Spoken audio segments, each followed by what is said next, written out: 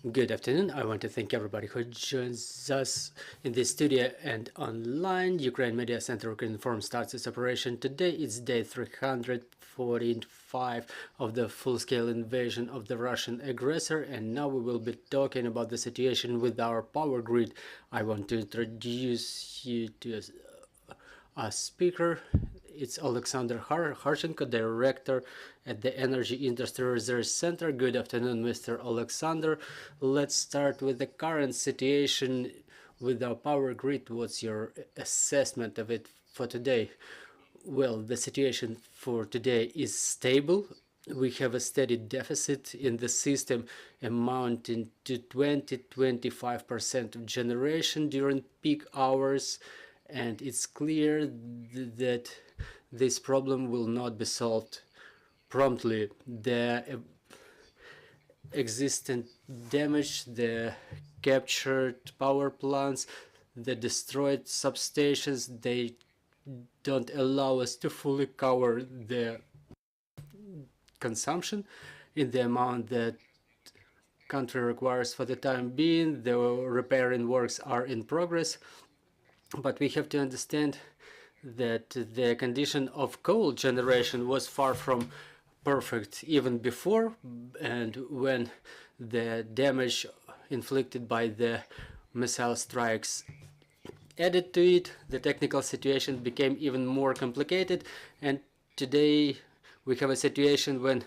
two blocks were repaired and were commissioned back in operation, and the other ones got damaged due to missile strikes, so it's pretty difficult to cover the demand in full. Also, the situation is still difficult in high voltage grid. I think it will remain this way 2 to 3 months, because the equipment that will be able to change the situation on fundamental level will appear maybe in 2 or 3 months.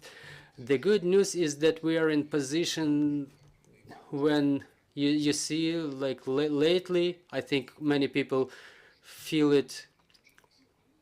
The latest missile strikes don't deteriorate the situation significantly. We learned how to fight this situation. I mean, it includes air defense, the maneuvering with the system during the missile strikes itself, the prompt repair works, and the new skills that the energy technicians acquired, I would say, at high price during such strikes. They allow us altogether to minimize the aftermath of the missile strikes. Well, talking about the reconstruction of the power grid, what's the pace of it? What's your assessment of such pace, and what regions feel the most difficult now? Well, the most difficult situation is in Odessa and Kherson region. Kyiv and Kharkiv are just a little bit behind in this regard, but they're very similar. Other regions feel a bit easier. So those are the regions where the deficit is the biggest, and those are the regions where delivering of the electric power is most difficult. It's difficult to transport the power from the generating capacities to those regions for distribution amongst consumers. So now it's not real to work more efficiently, more rapidly. It's not about the lack of people or lack of skills, but we cannot physically expedite the delivery of that heavy equipment which is necessary to reestablish normal operation of the power grid. As I already mentioned, the works are in progress, but again, I wouldn't expect any improvement within a term shorter than 2 to 3 months. We've heard the statement by Prime Minister Denis Shmyhal during his meeting with his European colleagues. He mentioned the option for import of 2 megawatts of electric power from European Union. It's absolutely real. We are synchronized with the European power grid. We have some technical limits from Europe. It's 600 megawatts per day and 700 megawatts per night. But we obviously need to expand our importing capabilities. There is a dialogue in progress with European colleagues, and I believe that within a month or month and a half, the limits are going to be expanded. But the other thing is the price of electric power. We have to pay for it. There are businesses who already understand that it's better to pay the market European price rather than waiting for something for better weather. And they started already contracting that power that will be the source that the flow of which will intensify, but it already started flowing. Well, we understand that import means the growth of price. First of all, those talks already started about the growth of potential growth of tariffs for population, for individual consumers.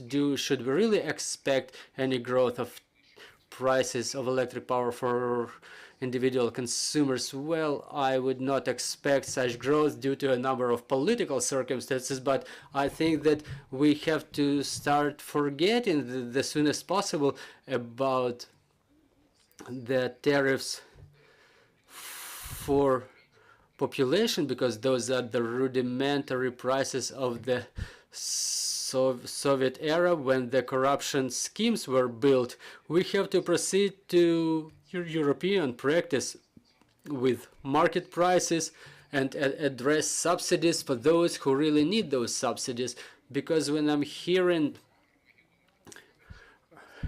that the growth of prices for population is Armageddon somewhere in Kyiv, well, I'm telling them, guys, look at your power bill. It's like 250 hryvnias, which amounts to $8.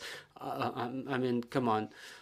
Those who weep about that price, they don't really care about that price, and the real result is the pressure on the budget, the corruption, and so on and so forth. And the high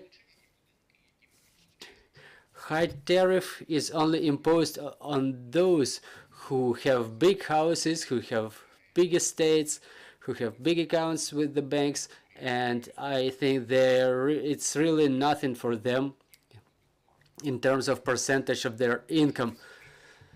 So, but for those for whom the utility bills account for more than 10% of their income, they should receive such direct subsidies which would compensate all the costs. It's my personal idea about 10%. That would be honest, that would be transparent, because now all those low tariffs, so-called subsidized tariffs, which are imposed on different state-owned enterprises, they create a lot of space for corruption and a fantastic environment for non-efficiency. You mentioned big businesses, you mentioned the businesses who already understood that it's necessary to negotiate and contract the import of power. We see that one business in Rivne region already contracted some amount of electric power to be imported from European Union. So what will be the enterprises? How will the infrastructure be involved? Well, obviously, the power infrastructure, mainway power infrastructure, belongs to the state, but anybody who has a relevant license for buying or selling electric power may go out to the international market. Is the electronic transparent mechanisms coordinated with European partners. There are daily bids. If you have a source of power supply from European Union, you just go to the auction and to the auction provided by Ukrenergo, which is going on a daily basis by Ukrenergo. Well, there are a lot of actually businesses who already import the electric power, mainly the traders who redistribute it in the territory of Ukraine among businesses, but the number of such businesses will grow. So yeah, if we scale it, how will it release the burden from our power grid? Well, it will not solve the problem strategically, but it will improve the situation from the vantage point of the businesses, and there will be more regulation or generation for utility consumers, for individual consumers. We have to still rebuild and renew our generation, our capacities, because natural position for Ukraine is not important of power, but the exporter. We just need to win the war and to renew our power grid. Dear colleagues, your questions, please. Good afternoon, Yana Koloda, Ukrinform. My question is about the import. I would like to know the specific figures. What was the amount of electric power imported during January? Well, those figures are absolutely open. I don't want to lie to you because I may confuse it. I don't keep those figures in my head. It's about 60 million kilowatts or something like that. I don't want to lie, but that's an open information. You may find it. It's available in the open sources. It's been published by many experts, and well, if it's really necessary, I will send it to you. You may check it out. But generally, the amounts of general consumption they are not so big. There are many discussions currently about the penalties imposed on Ukrenergo. Do you think that Obelenерgo may fulfill their duties in full, the duties imposed by the regulator, or the commission presses on the companies? Well, you know, I really support the regulator, because a lot of regional distributors, they approach the distribution and establishment of schedules in a very easy manner, that they don't really understand how important it is for the people, because in that way they make situation unforecastable, and it should be, and due to the fact that they are just feel it lazy and people get switched off out of their turn, out of the queue, that's the regional distributor who should get the blame, and they should feel that they should have control over them without resorting to the, or like referring to the war or difficult circumstances. A lot of them are very far from the front lines, so please keep working normally. Well, after that, will those schedules of the rolling shutdowns, will they be reviewed?